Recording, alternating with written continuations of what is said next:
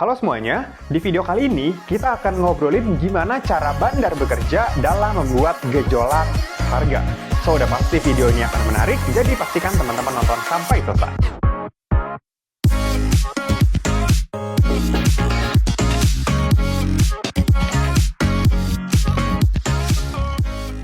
Harga saham sebuah perusahaan publik yang sudah listing itu bisa bergerak setiap hari, bahkan setiap detiknya. Ada yang tahu kenapa? Pasti ada yang jawab, pergerakan harga itu dipengaruhi oleh kinerja fundamentalnya.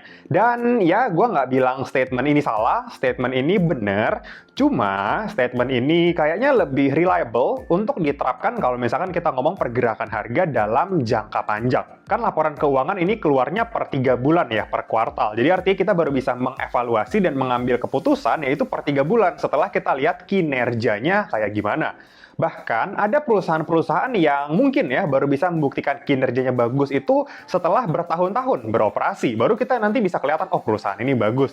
Dan ada juga perusahaan yang secara historical masa lalunya bagus, tapi ke depannya malah nggak bagus dan akhirnya bangkrut. Jadi menurut gua pergerakan harga yang setiap hari, yang setiap detik kita lihat berganti-ganti itu lebih dipengaruhi oleh tarik ulur di sisi supply dan demand-nya. Di mana harga akan bergerak naik ketika demand-nya tinggi dan supply-nya terbatas. Lalu harga akan cenderung turun ketika demand-nya nggak ada nih, nggak ada yang mau beli, nggak ada yang nyari barang. Sedangkan supply-nya banyak yang mau jual, banyak yang mau buang barangnya. Nah, itu harganya akan cenderung bergerak turun. Nah, hukum supply demand ini berlaku untuk transaksi perdagangan atau jual beli. Ini yang sebenarnya kita lakukan setiap hari gitu ya, di bursa, di sekuritas, kita tuh membeli dan menjual saham. So, makanya di dalam saham ini juga berlaku hukum supply demand sama kayak perdagangan di pasar atau di real market yang kita lakukan setiap hari. Jumlah penawaran dan permintaan atau biasa kita sebut supply demand ini bisa kita lihat di dalam order book. Dan di sini gue akan tampilin order book di mana di kolom bid atau kolom permintaan ini adalah antrian orang yang mau membeli. Sedangkan di sebelahnya adalah kolom penawaran.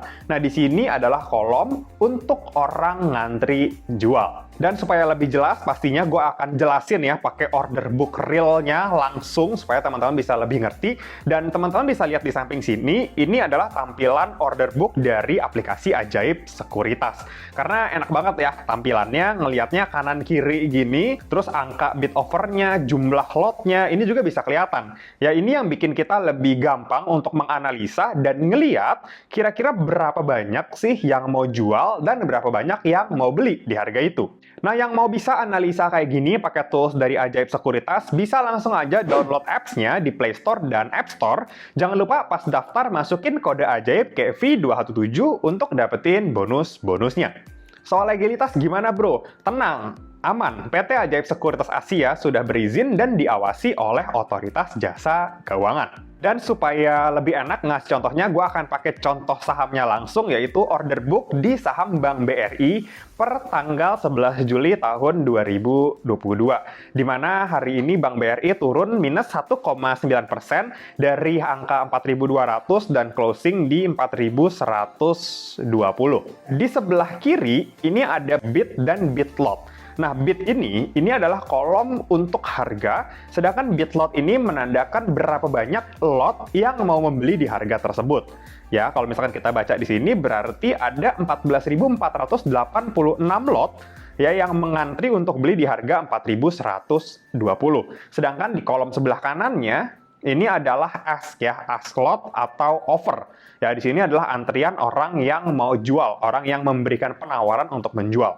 Nah, di sini ada yang ngantri jual di harga 4.130 sebanyak 3.066 lot. Nah, nantinya jumlah lot ini bisa saja berkurang seandainya ada yang sepakat. Kalau di sini kan sekarang kita lihat ada yang ngantri di harga yang murah di sebelah kiri, sedangkan yang mau jual itu di harga yang lebih tinggi. Nah, ini belum ketemu. Contoh ya, misalkan gue udah ngantri nih di 4.120, ternyata nggak dapat kan antriannya panjang nih yang 14.400 lot. Ya udah, biar nggak ngantri, biar cepet, gue ambil aja di kanan, HK aja ya, mau nggak mau gue beli di harga yang sedikit lebih mahal daripada ngantri 4120 nggak dapat, ya udah gue beli sedikit lah, Rp10 lebih mahal di 4130. Ya, anggaplah misalkan gue beli 3.066 lot, berarti antrian yang mau jual di sini akan habis.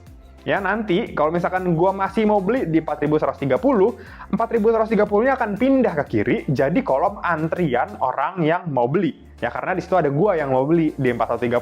Gua kurang nih, baru 3066 lot. Sedangkan gua mau belinya 4000 lot. Nanti akan jadi antrian di kiri. Begitupun seterusnya. Kalau misalkan nanti ada yang mau beli lagi di 4140, dia akan makan terus gitu ya, makan kanan terus HK, dan nanti lama-lama bikin harganya naik. Ya kalau misalkan nanti yang jual nggak nambah ya segini-segini aja, ya itu artinya kita bisa bilang lebih banyak demand. Ya lebih banyak orang yang beli dibanding yang jual, so harganya bisa naik.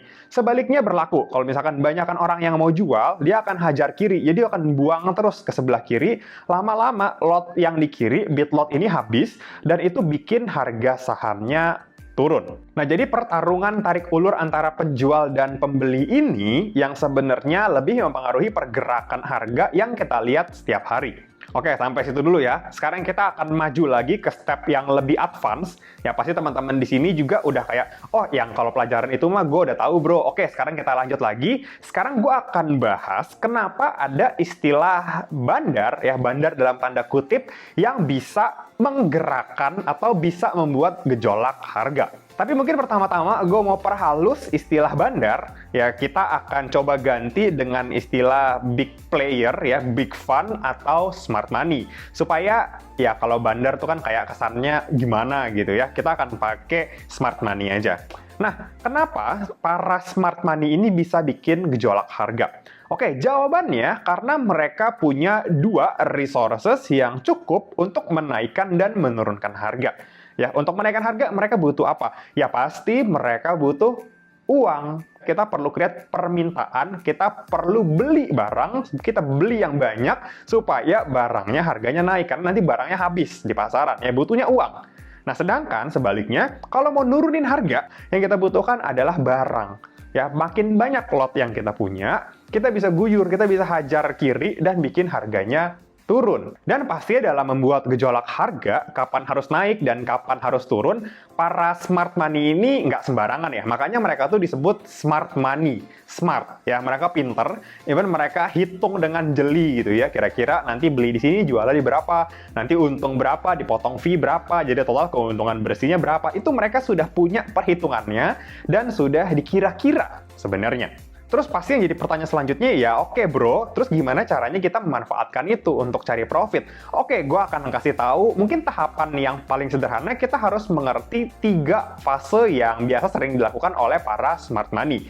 Yang pertama yaitu akumulasi, yang kedua adalah partisipasi, lalu yang ketiga adalah distribusi. Fase akumulasi ini adalah fase di mana para smart money sedang mengumpulkan barang yang mereka lagi cicil beli, dan biasanya fase ini tuh terjadi saat sideways di bawah, pas nggak ada yang ngomongin, pokoknya pas sepi lah. Karena sebisa mungkin mereka tuh upayakan untuk bisa beli barang itu di harga semurah mungkin tanpa orang sadar dan bikin harganya naik duluan. Jadi memang kayak seolah-olah dibikin sepi supaya nggak ada yang ngelirik karena mereka lagi mau ngumpulin sendiri nih. Jadi di fase akumulasi tuh kayaknya ngebosanin banget, jadi bid offernya tuh kurang lebih di situ-situ aja, dan biasanya, catat nih ya, ada 1, 2, atau mungkin maksimal 3 broker yang makan barang itu secara konsisten dan terjadi dalam rentang waktu tertentu. Jadi itu yang perlu teman-teman cari tahu. Ya teman-teman bisa pakai fitur yang ada di Ajaib ya, kalian bisa mundurin, misalkan kalian mau ngecek broker summary 1 bulan terakhir, seminggu terakhir, 3 bulan terakhir, itu kalian bisa lakukan di dalam aplikasi Ajaib Sekuritas.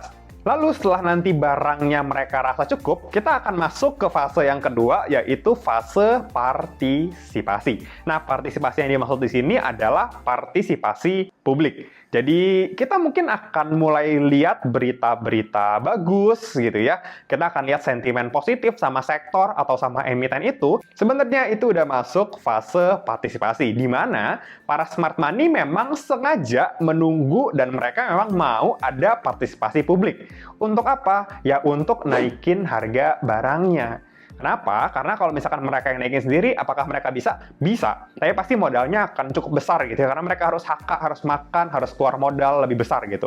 Dibanding mereka bakar uang sendiri, mendingan mereka ngajak yang FOMO untuk beli. Jadi itu ciri-cirinya, banyak berita bagus, sentimen bagus, ya pokoknya semua orang ngomongin lah ya. Nah ini sebenarnya udah di fase partisipasi. Nah kalau harganya udah naik, kita akan masuk ke fase yang ketiga, yaitu fase distribusi. Di mana smart money akan mulai secara jor-joran gitu ya, menjual barangnya untuk take profit. Ya makanya namanya distribusi. Jadi smart money mendistribusikan barang itu ke orang lain. Tujuannya apa? Ya pasti tujuannya take profit, karena mereka udah beli di bawah, sekarang mereka lagi jualan di atas. Sama mungkin kondisinya di fase ini masih euforia, masih berita ada yang bagus, dibilang target mau ke sekian, mau ke sana, mau ke sini. Nah ini sebenarnya mereka itu butuh buyer untuk membeli barang yang mereka jual. Karena kan barang mereka banyak nih ya. Kalau misalkan bayarnya sedikit, nanti ketika mereka jualan harganya drop. Ya udah mereka tunggu aja jualannya pelan-pelan. Gitu ya. Jadi saat orang beli mereka kasih. Ya udah kalau misalkan barang mereka habis, mereka sudah berhasil take profit, sekarang jadi pertanyaan untuk kita adalah siapa yang akan menaikkan barang itu? Ya kalau misalkan kita masuknya belakangan di fase partisipasi atau even di fase distribusi, ya itulah yang sering kita sebut nyangkut di pucuk. Jadi yang penting di sini adalah kita nggak boleh FOMO ya, jangan ngejar barang yang udah naik terlalu tinggi, risikonya besar, padahal upside-nya ya udah nggak terlalu menarik. Tapi pastinya kondisi ini akan berbeda-beda ya, tergantung market caps dari sahamnya. Pasti semakin besar market caps-nya, akan semakin sulit dibandari, karena butuh modal yang jauh lebih besar dibanding bandar harus membandari saham dengan market cap kecil. Dan mereka butuh uang yang relatif tidak terlalu besar untuk bikin naik dan turun harga sebuah emiten. Dan pastinya disclaimer on, ini hanya sharing pendapat gue pribadi dan gue tidak bermaksud menggiring opini teman-teman semua untuk melakukan A, B, C gitu ya. Untuk menjudge analisa ini oke, analisa itu jelek, itu nggak sama sekali. Pastinya ini hanya salah satu ilmu yang gue pelajari dan gue sharingkan.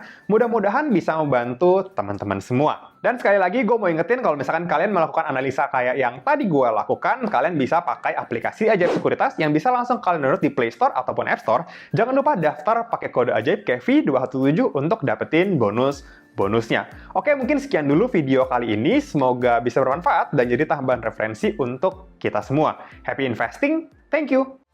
Sekian dulu ya video kali ini. Jangan lupa like, comment, subscribe, dan share video ini supaya bermanfaat bagi orang lain. Thanks for watching and see you on the next video.